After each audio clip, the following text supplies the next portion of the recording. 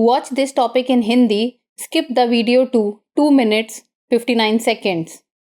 Hello and welcome to another episode of Legal Update. The topic of discussion is Kerala High Court declines to quash case for revealing victim's identity. Why in news? Recently, in the case of Father Joseph Kuzhinjalil versus State of Kerala, the Kerala High Court refused to dismiss proceedings under Section 228A of the Indian Penal Code against the Rashtra Deepika publications in Kottayam for revealing the identity of a victim of a sexual offense. Background of the case: the allegations were that Rashtra Deepika publications had published information that indirectly or directly disclosed the identity of a sexual offense victim. The printer, publisher, and chief editor of Rashtra Deepika publications were named the accused.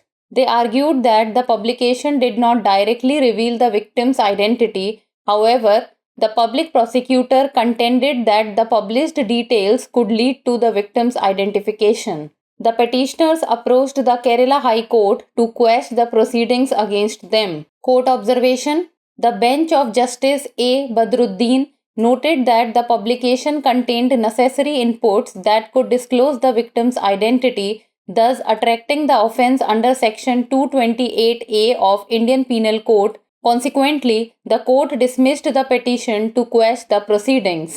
Section 228A of Indian Penal Code. This section deals with the prohibition of disclosure of the identity of victims of certain offenses, primarily those related to sexual crimes. This section provides that anyone who contravenes this section may be punished with imprisonment for up to 2 years along with a fine. This section is aimed at protecting the privacy and dignity of victims of sexual offense by ensuring their identities are not disclosed to the public. This section has now been replaced by Section 72 of the Bharatiya Nyaya Sanhita 2023. Case law: Nipun Saxena and Others versus Union of India and Others 2019.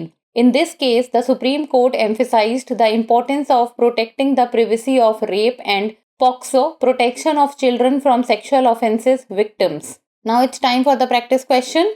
Which section of the Bharatiya Nyaya Sanhita has replaced Section 228A of the Indian Penal Code? Section 70, Section 71, Section 72 or Section 73? Send us the answer in the comment section. That's all for today. Thank you so much for watching.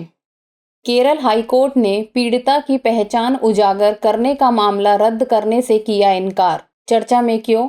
हाल ही में father Joseph कुझिंजलिल बनाम केरल राज्य के मामले में केरल उच्च न्यायालय ने यौन अपराध की पीड़िता की पहचान उजागर करने के लिए कोट्टायम स्थित राष्ट्र दीपिका प्रकाशन के खिलाफ भारतीय दंड संहिता की धारा 228A के तहत कार्यवाही को खारिज करने से इनकार कर दिया। मामले की पृष्ठभूमि: आरोप यह था कि राष्ट्र दीपिका प्रकाशन ने ऐसी सूचना प्रकाशित की थी जिससे अप्रत्यक्ष या प्रत्यक्ष रूप से यौन अपराध पीड़िता की पहचान उजागर हो गई थी। राष्ट्र दीपिका प्रकाशन के मुद्रक, प्रकाशन और प्रधान संपादक को आरोपी बनाया गया। उन्होंने तर्क दिया कि प्रकाशन से पीड़िता की पहचान सीधे तौर पर उजागर नहीं हुई। हालांकि सरकारी वकील ने तर्क दिया कि प्रकाशित विवरण से पीड़िता की पहचान हो सकती है।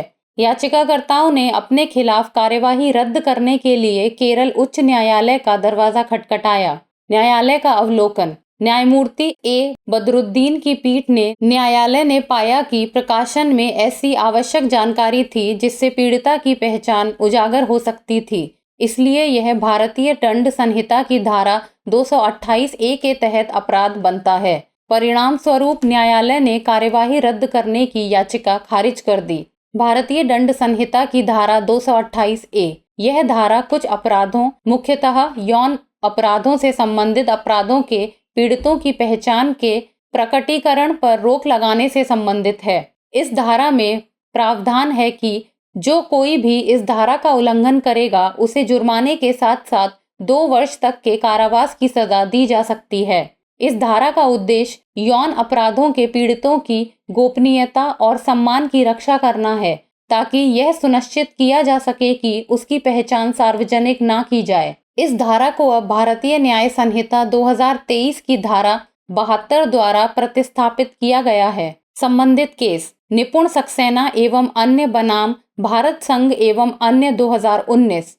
इस मामले में सर्वोच्च न्यायालय ने बलात्कार और पॉक्सो यौन अपराधों से बच्चों का संरक्षण, पीड़ितों की गोपनीयता की रक्षा के महत्व पर बल दिया। अब बारी है अभ्यास प्रश्न की। भारतीय दंड संहिता की कौन सी धारा ने भारतीय खंड संहिता की धारा 2028 का स्थान ले लिया है? धारा 70, धारा 71, धारा 72, धारा 73। आप इस प्रश्न का उत्तर हमें कमेंट सेक्शन में दे सकते हैं। आज के लिए इतना ही, धन्यवाद।